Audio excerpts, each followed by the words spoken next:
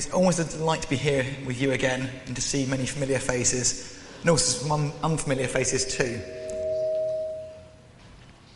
I'm going to start this morning with a question. If you could pick one word to describe the past year, what would it be?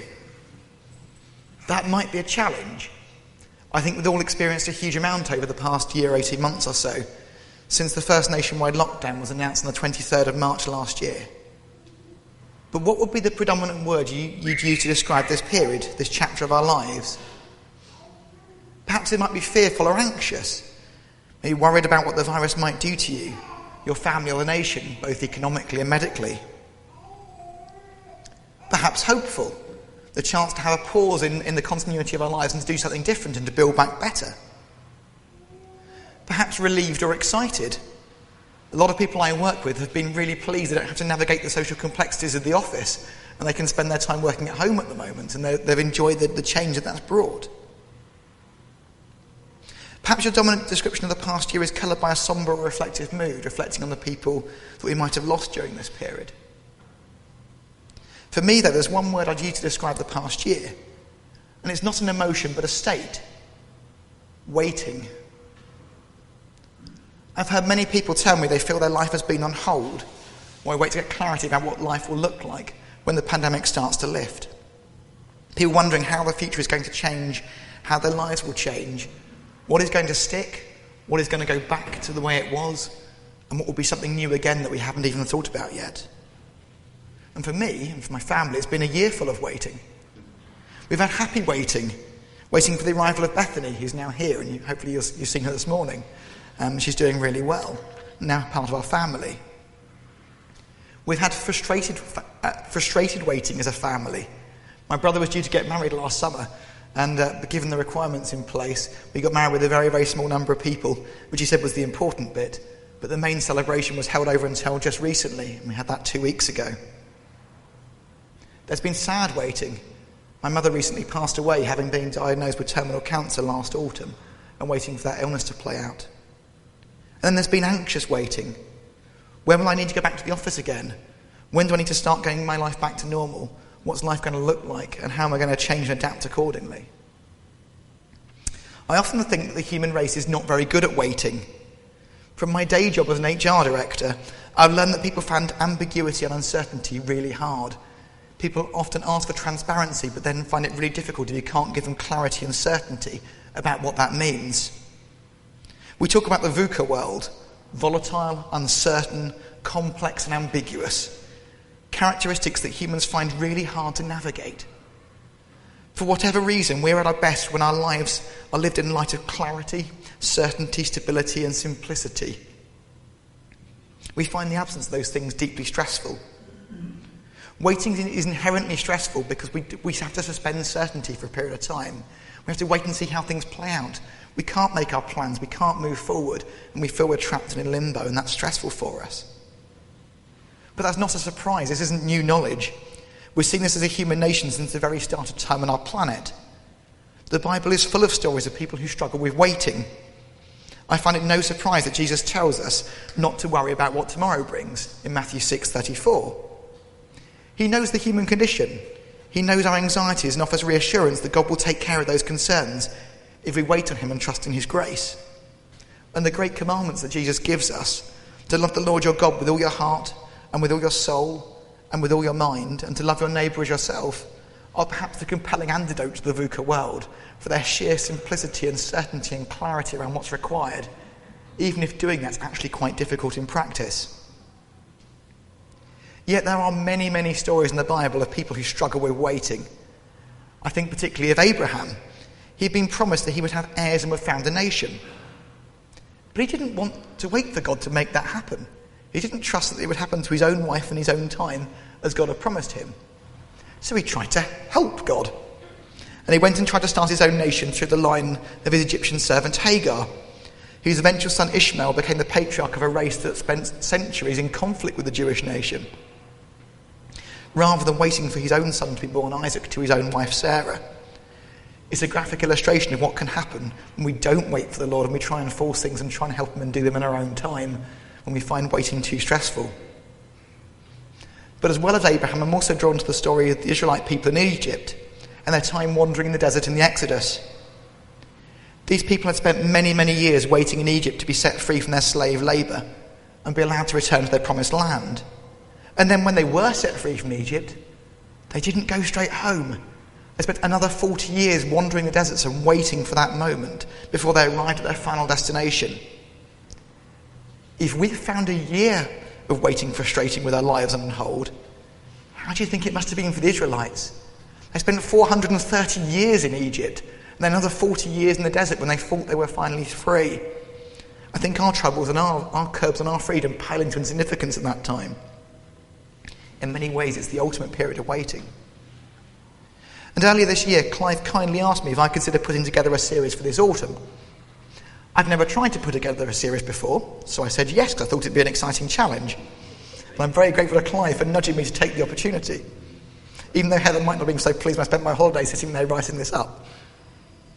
But when I started reflecting and praying and looking through the Bible to think about what might be suitable, what might be a useful set of passages for us today, I kept on coming back to the story of the Israelites. I bounced off a number of different ideas and kept on coming back to the story of the Israelites waiting for the promised land. I kept thinking about what it must have been like for them, how hard it must have been. Both having their freedom suppressed, as we've had in a very light way by comparison, but also thinking about the challenges they faced. Even once they'd been free, this experience was hugely disruptive. They'd had their lives turned upside down. All the routines and certainties they had in Egypt had suddenly evaporated. They had to decide how they're going to live their lives as they regain their freedom. What were the moments they're going to mark and remember, as Terence said just before the communion there? What was going to set them apart from the neighbouring tribes? How were they going to display their devotion to God? And what were they going to hold fast to? What would their new identity look like when they were no longer a people in Egypt? Now, the only moment I can think of in my own life that bears any resemblance to this whatsoever, and it's tenuous, is going to university. I suddenly had this wonderful freedom. I was no longer in my parents' house. I no longer by default inherited their identity. I no longer by default inherited their choices. I had to decide for myself who I wanted to be. What company was I going to keep? How was I going to get my work done? What was I going to do? What sort of church was I going to go to? Was I going to go to a church? All choices I had to make to decide what sort of person I wanted to be. It was an intense and a stressful time, I remember, trying to work out how to navigate the world and become an adult. And I'm sure I made some mistakes, but I hope I got some things right as well. And so whilst it might be a slightly bold leap to make, I think there might just be a parallel we can draw between the Israelites in Egypt and our own present position. We're standing on the cusp of re-inheriting our freedom after 18 months or so of having the normal things that we do completely suppressed. As individuals, we're now finding that life is opening up. Restrictions are being lifted and are falling away. We can make choices to do things that have been prohibited for several months, and we have more freedom than we've known for quite a while. Likewise, as a church, we're also now able to do things that have been prescribed. We can restart our programs, our activities. We can have this number of people back in the building again. We can start doing things again. So what are we going to do with that freedom? Are we going to go back to doing what we did before? We're going to do what we've been doing during this period? Or we're going to go and do something new again? How do we make the right choices individually and as a community that align with God's plans? Use this opportunity to restate our identity, recommit, renew our actions, and ensure they fit with God's purpose for us, both collectively and individually. And I suggest there are many things we can learn from the Israelites. They got some things right as they inherited their freedom, but they also made some serious mistakes along the way. Though praise be to God that in the words of Philip Yancey, there is nothing so broken that it cannot be redeemed. And so over the next few weeks until Christmas, we're going to follow the story of the Israelites from Egypt to the Promised Land. Think about what these verses written about 3,000 years ago could possibly say to us in our current situation about re-inheriting our freedom and what we want to do with that. And I'm going to start this week with a few short passages to help set this series in context. Then over the next 8 sessions, a different speaker each week will unpack an episode from the Exodus, see what we can learn about the Israelites' experience and how we can apply that today. We'll journey with them to deepen our understanding of what God looks for in his people, the promises he makes to them, how they set themselves apart as the holy people of God in response to him, and how they forge their new path as God's people. Perhaps some of the things they learned are still as relevant today as they were then. So in the remaining time I have this morning, I'm going to touch on 3 brief questions to try and set this series up. So the first question you might have, that I've been asked a number of times in the past few years, is, what were the Israelites doing in Egypt? How did they get there? If you flick back through your Bibles to the last chapters of Genesis, you find the well-known and well-loved story of Joseph, from Genesis 37 onwards. Go and read it as homework. It's a good story, even if you know it well. It's a good story worth a read. The favoured son of the patriarch Joseph, the favoured son, so upset his brothers that they sold him into slavery in Egypt. He was taken away and became a slave. But in a wonderful show of how God can have a plan for anything and can turn any situation around, Joseph didn't stay a slave in Egypt. He rose up through the ranks and ended up having a job in the palace of Pharaoh, helping Egypt to navigate a period of intense famine in the region through his ability to interpret dreams and to plan for the future that God had revealed to him. And there's a delicious irony here, when during the famine, his brothers had sold him into slavery, the founders of the Israelite tribes travelled to Egypt in search of food. And there's a wonderful moment when they're brought in front of Joseph and ask him to help them to provide food so they can get through the famine. And then comes the moment of reconciliation. Joseph accepts them. He forgives them for selling him into slavery. And the people then stay in Egypt after the famine for some significant period of time. The transition in the story is complete in Genesis 46. God says to Jacob, "I am God, the God of your father. Do not be afraid to go down to Egypt, for I will make you into a great nation there. I will go down to Egypt with you, and I will surely bring you back again." The very promise there that God would take them and would grow them and would bring them back again when the time was right. So God uses what looks like a moment of defeat for Joseph, where the reader sees the hero of the story sold into slavery as a way to grow and prosper his chosen people. He uses Joseph's situation to bring the Jewish people to safety during a time of difficulty and to grow their numbers in line with the promises he made to Abraham way back in Genesis 17. But always with the promise they would return to the land God had given them. My learning and takeaway from this brief passage is that God can use anything, no matter how broken it may look or how little sense it may make to us at the time, to build and to grow his people. The COVID pandemic has had a terrible, terrible impact on many, many people, just as the famine in the time of Joseph must have had a terrible impact on many people then. I'm not suggesting for a moment that God in some way caused the pandemic or that delights in it in any way, because I think that would go against the promises he makes to us. But I do think it's a reminder that even in situations like this, God can use the opportunity to grow his people. There are many reports that church attendance has risen since the start of the pandemic as people reevaluate what's important to them and churches experiment with different ways of connecting people with each other and with God. Perhaps God can indeed use such a traumatic period, whether intended or not, to help his people after all. I wonder how we might seek God's will for how we rebuild and how we might even use such a catastrophic or traumatic period as a catalyst for growth. My second question for this morning is, what was life like for the Israelites in Egypt? If you turn to Exodus 1, you read that things started off really well. The patriarchs travelled to Egypt and they were exceedingly fruitful, the writer tells us. They prospered greatly, both financially and in numbers. But we also read that local population started to forget why they were there. They forgot the good deeds that had been done helping them navigate the famine. They forgot Joseph and the things he'd done for the nation. They became concerned by the size of the Israelite population amongst them and convinced themselves that they should act shrewdly or they will become even more numerous, and if war breaks out, they will join our enemies, fight against us and leave the country. The paranoia leads to the depression of the Israelite people. They're put to slave labour, most likely building the pyramids. And there was even the shocking edict passed to slaughter the male children of the Israelites to stop the growth of the population. It's amazing how in a relatively short period of time it goes from these people being saviours of the nation to suddenly being the outcasts and to falling foul of such difficult edicts. It's clear that the period of prosperity in Egypt is coming to an end. These are very dark times for God's people indeed. And they must have wondered about those promises made back in the day, and were they still true? They must have wondered why God had brought them to Egypt, and why they could not be freed, and whether God had actually abandoned them. But I wonder if there's a cautionary tale for us today here too.